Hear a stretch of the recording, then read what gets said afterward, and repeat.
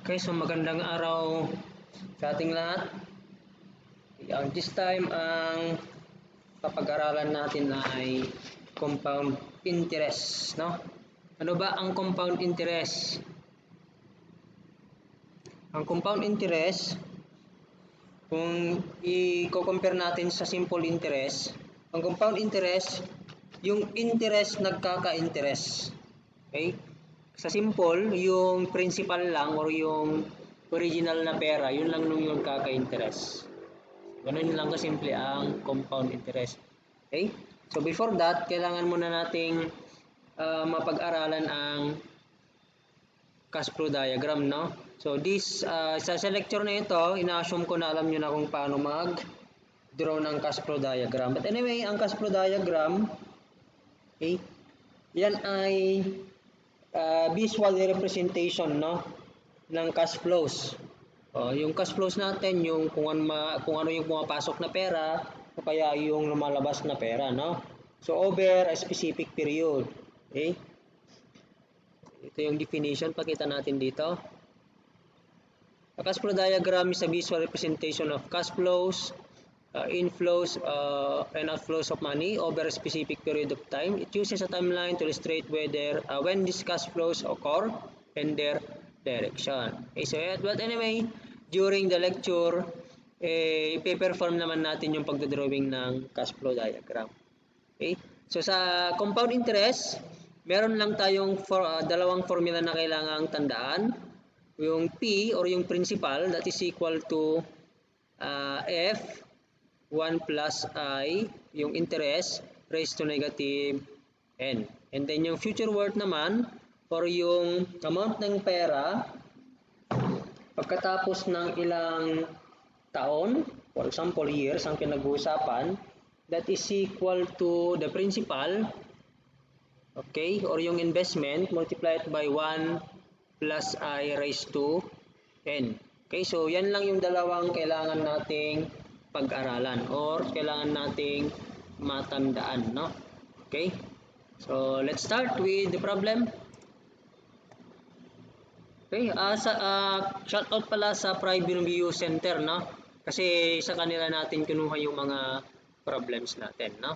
Okay, sa kanila galing yung handout natin. Okay, so number 5, compute the present worth, the present value of 5,000 due in 8 years if the money is worth 12% compounded semi-annually. Okay? So, hanapin daw natin yung present value ng 5,000. Okay? So, 8 years and then 12% and then semi-annually, sabi niya, no? Okay, semi-annually. So, yung problem na ito, kailangan nating i-convert yung semi-annually into annually. Okay? So, kapag annually ang pinag-usapan, yun na yung effective rate. Ano ba kasi ang formula ng effective rate? Effective rate, that is equal to, ano na ulit? 1 plus I, okay, raised to M less 1. Lagyan pala natin dapat ito ng subscript, no? M, I, M. Tama ba? I, M. 1 plus I, M over M raised to M less 1. Okay? Pero yun, yung IM dyan, yan yung, depende yan, no? Kung yan ay semi-annually, so I2 o 2. Kapag semi-annually, 2 ang ilalagay natin. Kapag M is equal to 2 for semi-annually, okay? 4 per quarterly, no? Ano pa ba? Semi-annually, 6 kung ito ay bi-monthly. Okay? Kung monthly naman, 12 kapag monthly, no? Okay? Monthly. Ayan. So, anyway, let's explain natin. That is problem number 5. Ang sabi ng problem number 5, yung F daw or yung future worth is 5,000. Okay? So, naging 5,000 yung pera sa loob ng N pala yung ginagamit, no? 8 years. Okay? wherein yung interest natin, that is 12% na ay ano kaya to? Balikan natin, semi-annually. So this is I sub 2, no? Okay, 12%. Okay. So, i-drawing natin yung cash flow diagram. So, ganito yung pagdodrawing ng cash flow diagram, ha? Ganyan. Okay, wherein ito yung 0. Or yan yung start. Or yung beginning ng year, no? Tapos, this is yung end natin or yung number of years. So, pagdating daw ng 8 years, ang amount ng pera ay 5,000.00 na. So, take note, pataas. Okay, yung ano natin, yung ano natin, principal natin pababa. Kasi parang ano ba, parang kung ikaw ay mag-i-invest ng pera, so mawawalan ka ng pera, no? So pababa siya. Okay, yung future worth, yun na yung perang pwede mong kunin sa bangko, for example. This is 8 years. Okay, ito yung principal, which is ito yung hinahanap. Okay, ganito lang yan class, no? Ganito lang to.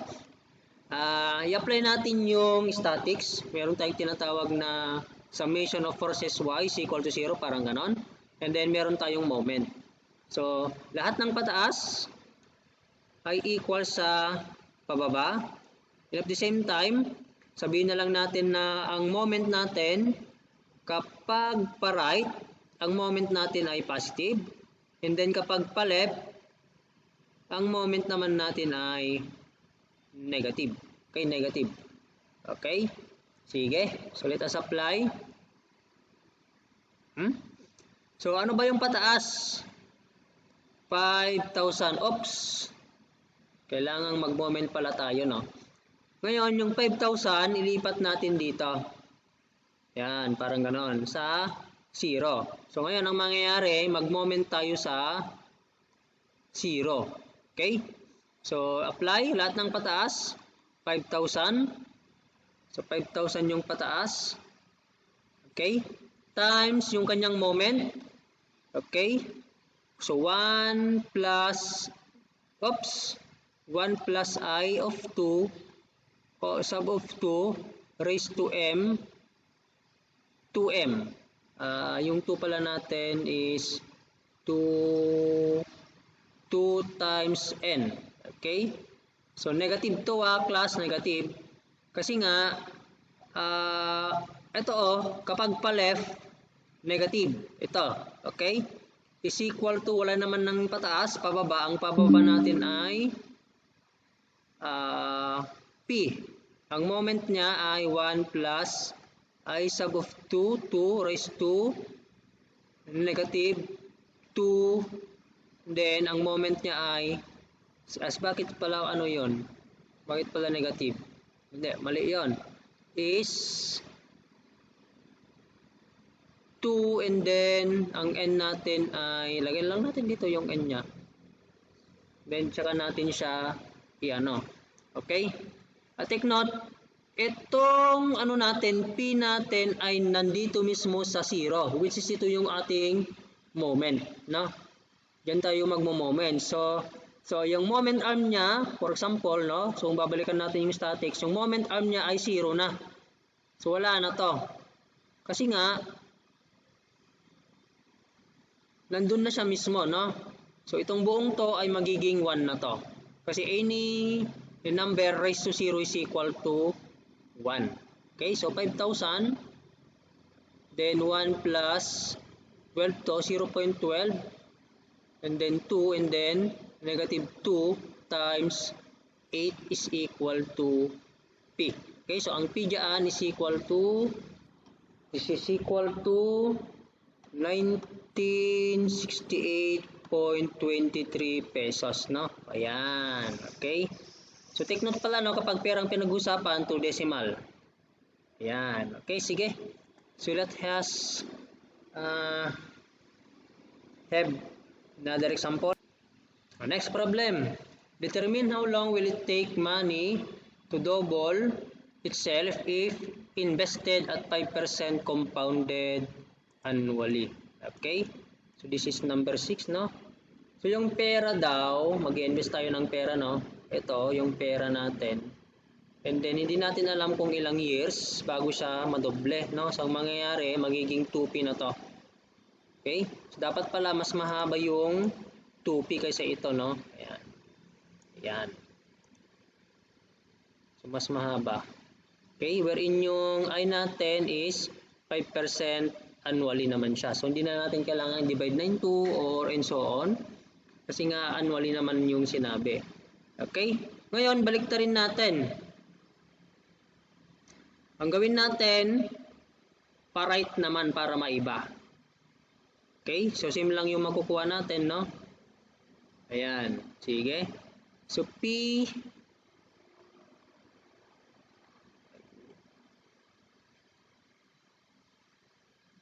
So lahat ng pataas ay equal sa pababa. Ang pataas natin ay si ito, 2P. Okay? And then another, kapag pa-right, ang positive ang moment natin ay positive. Kapag pa-left, ang moment natin ay negative, no? So si 2P, dito natin siya i-moment sa n mas mo. So automatic na yung moment niya ay 0 na.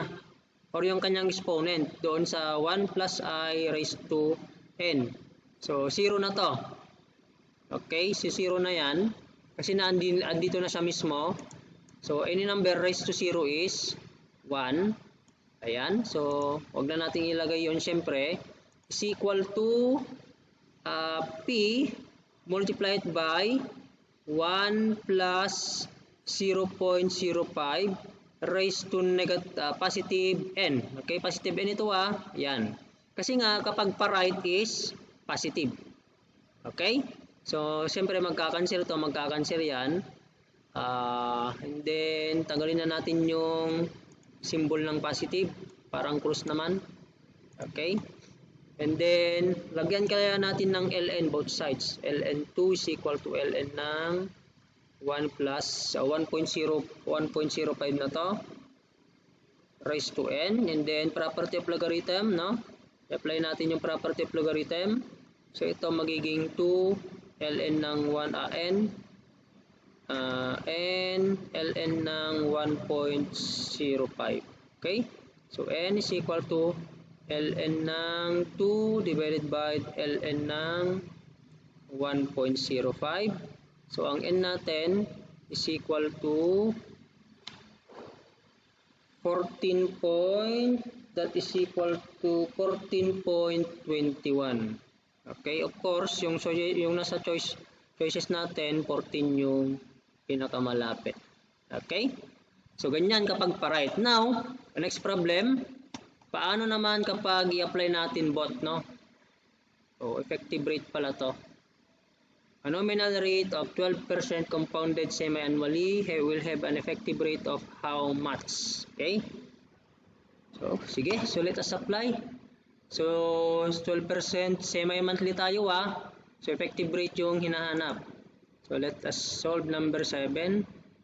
So, number 7, ang I natin, 24 yun, no? Kasi semi-monthly sabi niya. So, sa isang buwan, 2 beses, no? So, kaya sa isang taon magiging 24. Okay, so 12%.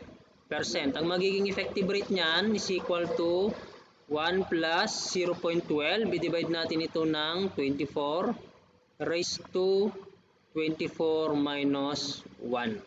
Okay, so yan yung magiging effective rate natin. So that is equal to 12.72%. No? Ayan yung effective rate. Okay, next. How about number 8?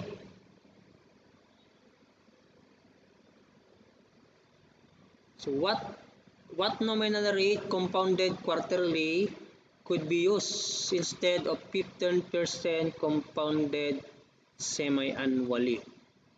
Okay? What nominal rate compounded quarterly be used instead for 15% compounded semi-annually? So, yung 15% daw compounded semi-annually. What if i-convert daw natin into compounded quarterly? Parang ganun yung mangyayari, no? Okay, so number 8. I of semi-annually ba yun kanina? Tingnan natin. Semi-annually. So, sub 2, no? Sub 2 is equal to 15%. What if i-convert natin into quarterly, no? Okay? Plus, ang effective rate for semi-annually, no? Semi-annually ay parehas lang yan sa effective rate ng quarterly. Okay, so ang gawin natin, i-equate natin yung effective rate ng dalawa. So, ER sub 2 is equal to ER sub 4. Okay, formula ulit. 1 plus 0.15 over 2 raised to 2 plus 1 is equal to 1 plus I sub 4 over 4 raised to 4 plus 1. Kaya magkakancel to, no? Ayan. Okay, solve lang natin yan sa calculator. So, yung I sub 4 is equal to 14.73, no? Percent. Okay? Yan.